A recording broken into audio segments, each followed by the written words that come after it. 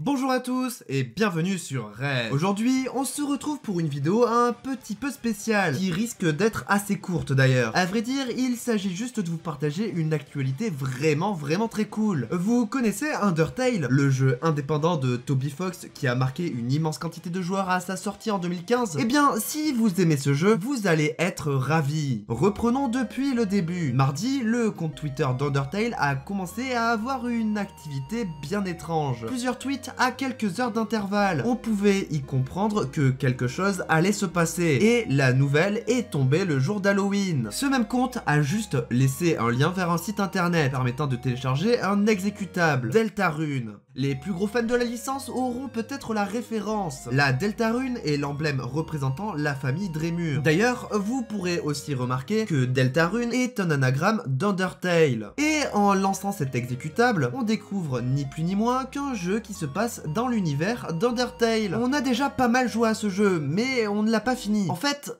c'est très long, beaucoup trop long pour un simple teaser. Après, il ne pèse que 70 mégaoctets, là où Undertale faisait 215 mégaoctets. On peut aussi voir ça comme un petit crossover sympa pour célébrer Halloween. Cette information est donc à prendre avec des pincettes, mais pour nous, il s'agit là d'une version complète. Ce jeu est donc complètement gratuit, ce qui n'est d'ailleurs pas étonnant venant de Toby Fox. Sinon, on vous conseille de l'essayer vraiment par vous-même. Le lien est dans la description, bien entendu. Parce que là, on va faire une toute petite partie qui va spoil un petit peu. Après, si vous arrêtez la vidéo ici, sachez que dans les jours ou semaines à venir, nous allons faire des vidéos pour parler de ce nouveau jeu. Des théories, des présentations, nous ne savons pas encore exactement quoi. Mais Undertale nous passionne, et nous ne passerons pas à côté de Deltarune. Alors, n'hésitez pas à vous abonner si vous souhaitez avoir notre avis dans les semaines à venir. Attention, vous êtes prévenus, la suite de cette vidéo va spoil. De ce qu'on a pu voir, l'humour d'Undertale est présent dans Deltarune, aussi cynique et grinçant. Par exemple, la première chose que l'on est invité à faire, c'est personnaliser un personnage, jusqu'à choisir ses aliments préférés. Et au final,